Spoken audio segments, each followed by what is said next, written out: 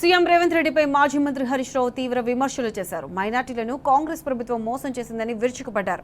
BRS హయాంలో మైనార్టీల సంక్షేమానికి పెద్దపీట వేశారని గుర్తు చేశారు.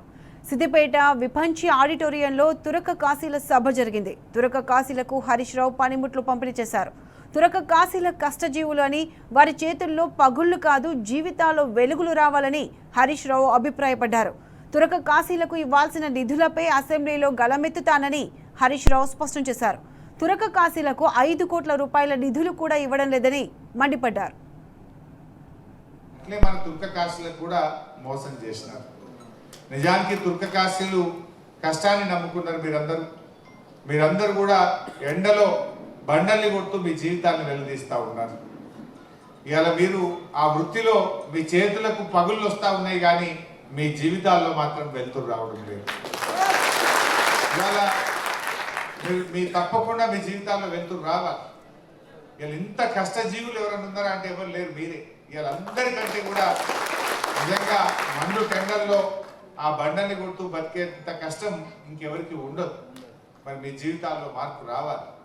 కానీ మీ పిల్లల్ని బాగా చదివించండి. మీ పిల్లల జీవితాలు ఈ బండరాళ్ళ మధ్య కాదు, పుస్తకాల మధ్య పెరగాలి. మీ పిల్లల భవిష్యత్తు పుస్తకాల మధ్య ఉండాలి, బండరాళ్ళ మధ్య ఉండదు. చాలా గురుకుల పాఠశాలలు, కేసీఆర్ గారు పెట్టిన మైనార్టీ గురుకుల పాఠశాలలు కూడా ఉన్నాయి. మీ పిల్లల్ని మాత్రం అందులో చేర్పించండి, బండగొట్టనికి తీసుకుపోకండి. బాగా చదివించే ప్రయత్నం చేయండి. మీ పిల్లల భవిష్యత్తు అన్న బాగుండాలి. మీరు పడ్డ కష్టం మీ పిల్లలు పడకుండా మీరందరూ కూడా జాగ్రత్తగా బాగా పిల్లల్ని చదివించాలని చెప్పి కూడా నేను కోరుతా ఉన్నాను. సో ఏది ఏమైనా మీ గురించి తప్పకుండా అసెంబ్లీలో మాట్లాడతాం. మీ బడ్జెట్ రిలీజ్ అయ్యే విధంగా పోరాడతాం.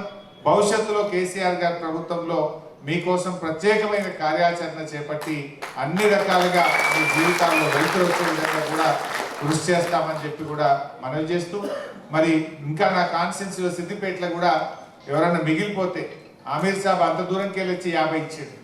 నేను కూడా తప్పకుండా ఇంకొక 50 మిషన్లు నా సొంతంగా కూడా ఇప్పించాను మనవి చేస్తూ